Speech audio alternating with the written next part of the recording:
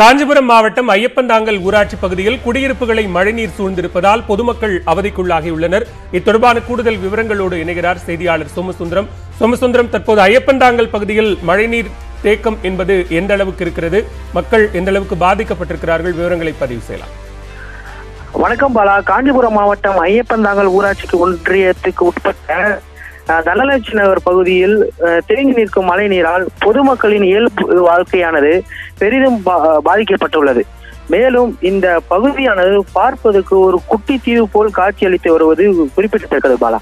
மேலும் இங்கு சுமார் 500க்கும் மேற்பட்ட குடும்பங்கள் வசித்து வரும் நிலையில் தெருக்களில் தேங்கி நிற்கும் மழை நீரால் மக்களின் அன்றாட இயல்பு வாழ்க்கையானது பெரிதும் பாதிக்கப்பட்டுள்ளது.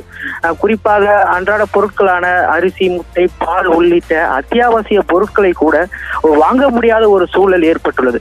மேலும் பெண்கள், குழந்தைகள், முதியோர்கள், வயதானவர்கள், உடல்நிலை சரியில்லாதவர்கள் வீட்டை விட்டு வெளியே வர முடியாத அளவிற்கு வீட்டுக்குள்ளேயே முடங்கி கிடக்கும் ஒரு சூழலும் ஏற்பட்டுள்ளது. மேலும் பள்ளி கல்லூரிகளுக்கு விடுமுறை அளிக்கப்பட்டு இருந்தாலும் இங்கு தேங்கி நிற்கும் மழை நீரால் மாணவ மாணவிகள் பெரிதும் பாதிப்புக்கு உள்ளாகியுள்ளனர் என்பது குறிப்பிடத்தக்கது. மேலும் இந்த தெருக்களில் தேங்கி நிற்கும் மழை நீரில் சிலர் வலை விட்டு மீன் பிடிக்கும் காட்சியும் நம்மால் தற்போது காண முடிகிறது.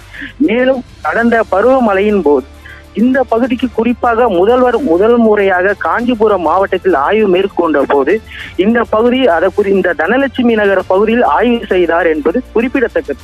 இருந்த போதிலும் அப்போது வந்த முதல்வர் இந்த பகுதியில் இருக்கும் மழைநீரை உடனடியாக வெளியேற்ற நடவடிக்கை எடுக்கவும் அதற்கு ஏற்றாற் போல் மழைநீர் வடிகால்வாய் கட்ட வேண்டும் என்று உத்தரவிட்டிருந்தார். அதன் பேரில் இந்த காஞ்சிபுரம் மாவட்டம் முழுவதுமே இந்த மழைநீர் வடிகால் பணியானது நடைபெற்று வந்தது.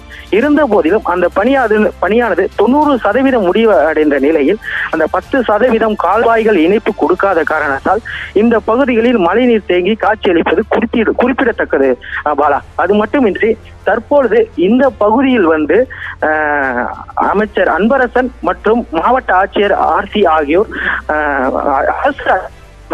இந்த பகுதியில் அந்த மழை பாதிப்பு குறித்து ஆய்வு செய்து வருகின்றனர் என்பது குறிப்பிடத்தக்கது பாலா. நன்றி சோமசுந்தரம், விரிவான விவரங்களை பதிவு செய்தமைக்கு.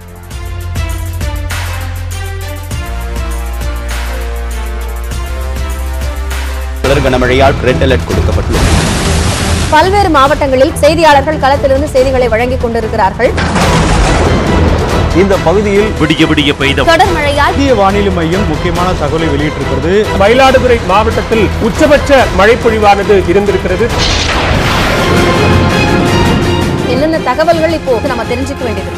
இந்த குறைந்த காற்றழுத்த தாழ்வு பகுதியின் காரணமாக வானிலை மையம் வெளியிட்டிருக்கக்கூடிய அண்மை தகவல்களை